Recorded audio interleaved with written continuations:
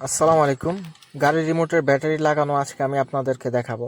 প্রথমে গাড়ির চাবিটি বের করে নিন।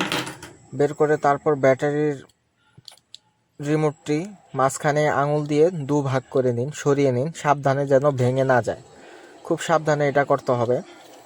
দুই মাঝখানে হালকা একটু ফাঁকা করে আপনার বৃদ্ধ আঙুলির নখটা ভিতরে দিয়ে দিন, তারপর সোজা টান দিন, দেখবেন ব্যাটারিগুলোটা বের হয়ে আসছে। সাবধানে দেখবেন যত পিনগুলো এদিক সেদিক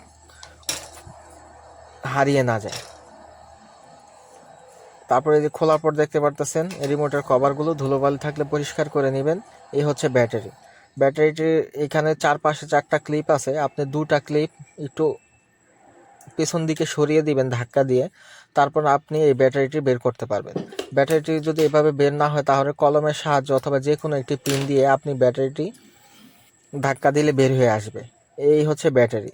এখন আপনি পুরাতন ব্যাটারি সরিয়ে নতুন ব্যাটারি বসিয়ে দিবেন এবং যেই পিন দুটি পিছনের দিকে ধাক্কা দিয়ে সরিয়ে দিয়েছেন তা আবার সঠিক জায়গায় বসিয়ে দিবেন, তাহলেই আপনার ব্যাটারি ইনস্টল হয়ে যাবে।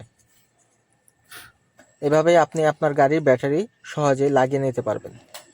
ভিডিওটি যদি আপনার ভালো লেগে থাকে অবশ্যই একটি লাইক করবেন এবং নতুন হয়ে থাকলে সাবস্ক্রাইব করে পাশে থাকবেন। আসসালামু আলাইকুম।